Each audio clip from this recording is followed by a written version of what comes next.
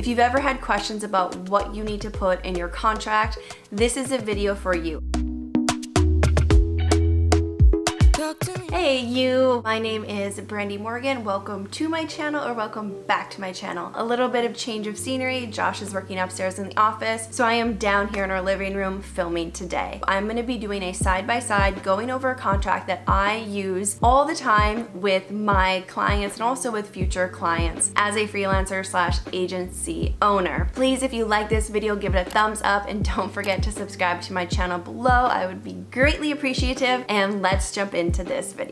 This video has been highly requested for a while, and this is all about freelance contracts. If you are a freelancer, I highly recommend checking out chapters for this particular video if there's something that you have a question on that's really specific. I tried to break it out the way the contract looks. So I have a contract pulled up right here that I use for my business and with all my clients. I am going to do a side-by-side on the computer, whatever you're watching this on, so you can take a look at what I'm actually talking about and going over. Disclaimer, I am not a lawyer. I do not have any sort of legal background. So if you are a business owner, freelancer, entrepreneur, it is always important to make sure that you have your contracts looked at by some legal representation. There are many resources online that do this, and you can actually get contracts through legal third parties that sell them on the internet. But this is a contract that I use, and I'm going to be going over key things that you want to make sure that you have on your contract. Number one, at the very top, you are going to see where it says contractor and company.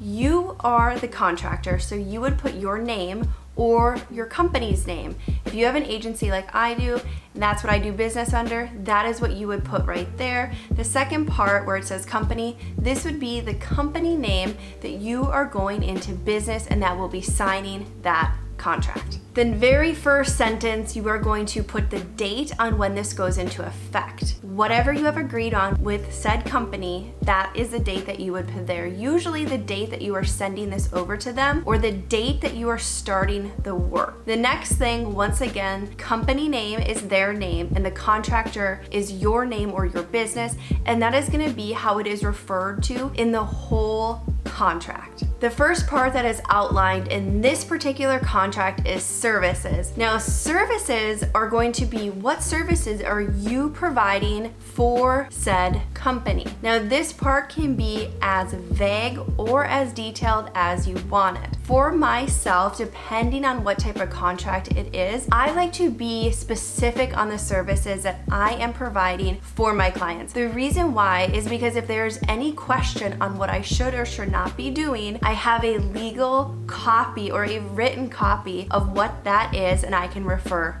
back to. In my case, I say be specific, and I will give you guys examples. If you are providing social media work and you would just put social media, that is extremely vague, right?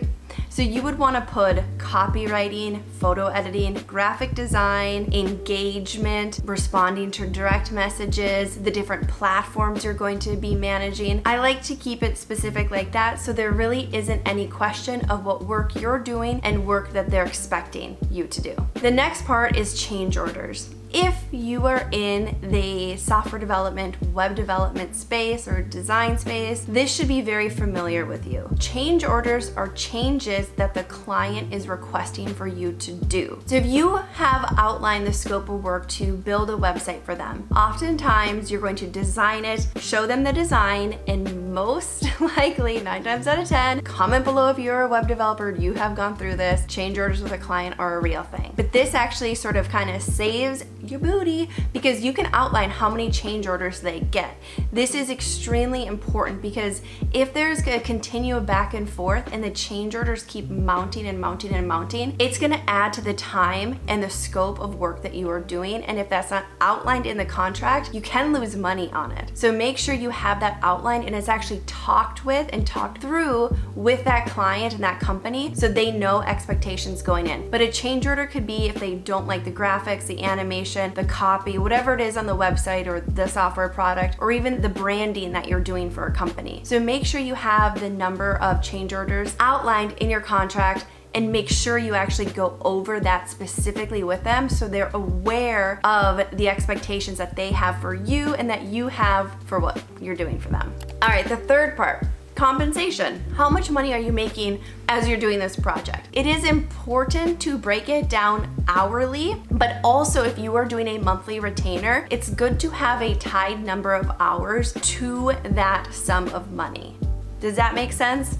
Let me know if it doesn't in the comments, but I'll try to clear it up right now. So if you're doing work for somebody and you charge $50 an hour, but you decide when you're working with them that it is going to be on a retainer basis, you would then have that lump sum, but you would still want to tie whether that's 10 to 20 hours a week or a month associated with whatever that retainer value is. The reason why is so they have a reasonable expectations. The second part of compensation is payment. When are you expecting payment? And when should they expect to pay you? For myself and my contracts, I like to put 10 business days. Once they get my invoice, they then have 10 business days, which is roughly 2 weeks, to pay me. And the reason why I have it up as 10 business days is I have people that work for me that I am in charge of paying. And in the contracts when people work for me, I do 30 days, but I usually pay them ahead of time, but that gives me buffer then to pay my employees and my contractors, as well as getting my payments on time from my clients and the companies that I work with. So you want to make sure that you have that outlined in here and that they see that and they agree upon it. I think 10 business days is super reasonable because a lot of times if you're on 30, 60 days, because I've had contracts like that, it is extremely hard to plan your future of your freelance or maybe your agency business. Like I'm in the process of growing an agency, which means I need to know when I'm getting paid so I can pay all the other people. So 30 to 60 day invoices are really, really hard, and it's hard to manage those. So in the contract yourself, make sure you agree upon a payment timeline that works for you. A great tool to use for yourself and for the companies is Bill.com. It's free to use, but they can actually just set up payments directly through there when you send your invoices through there. The next part that you'll see in the compensation is taxes. This is something that falls on you as the contractor. When you are hired as a contractor for a company, you are required for your own taxes. This means you should have a separate savings account, or this is how I do it. I have my business savings account where I put money away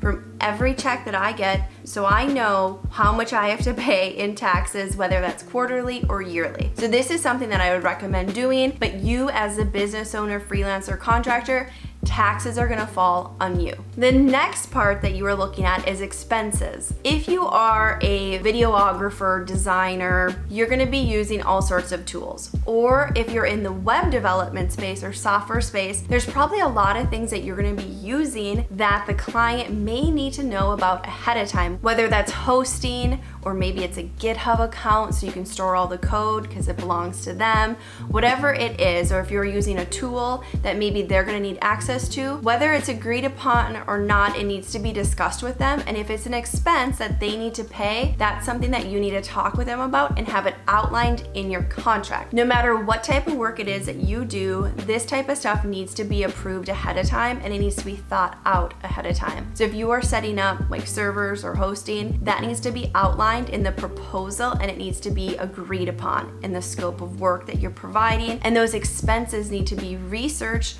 planned, and approved ahead of time, and you need to outline them here in the contract that those expenses fall on the client. Something else to keep in mind when you're doing this is when you are creating accounts for other people, whether that's on, servers, hosting, you need to be able to do it in an email that they provide so it's fully theirs and they have access to it.